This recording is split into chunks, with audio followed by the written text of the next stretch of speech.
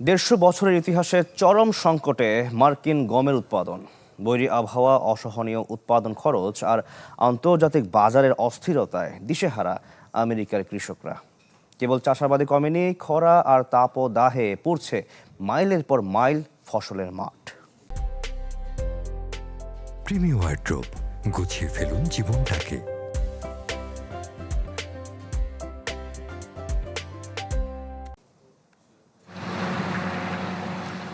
গত এক বছরের রেকর্ড দাবদাহ ও প্রলম্বিত খরা পুড়িয়ে দিচ্ছে মাইলের পর মাইল ফসলের মাঠ। আর তাতেই 150 বছরের ইতিহাসে এবারই সর্বনিম্ন গম সংগ্রহের পথে যুক্তরাষ্ট্র। 1877 সালের পর, অর্থাৎ প্রায় 1.5 শতাব্দী পর চলতি 2026 সালে আমেরিকার গমের মাঠগুলোতে দেখা দিয়েছে চরম বিপর্যয়। তথ্য বলছে এবছর 4,27,00,000 একর জমিতে গম চাষ হয়েছে, যা গত বছরের তুলনায় 6% কম। এর মধ্যে মাত্র 3,20,00,000 একর জমির ফসল শেষ পর্যন্ত ঘরে তোলা সম্ভব হয়েছে। পরিসংখ্যান বলছে টেক্সাস, ওক্লাহোমা ও কানসাসের মতো বড় রাজ্যগুলোতে চাষাবাদ কমেছে আশঙ্কাজনক হারে।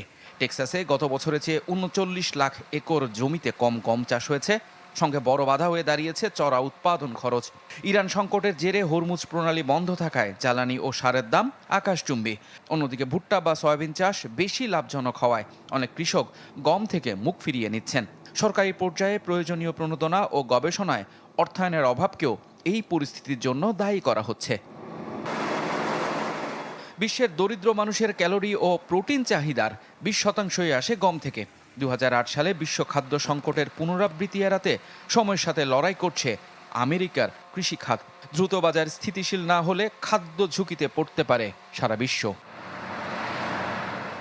ইফতেখার আলম, চ্যানেল 24।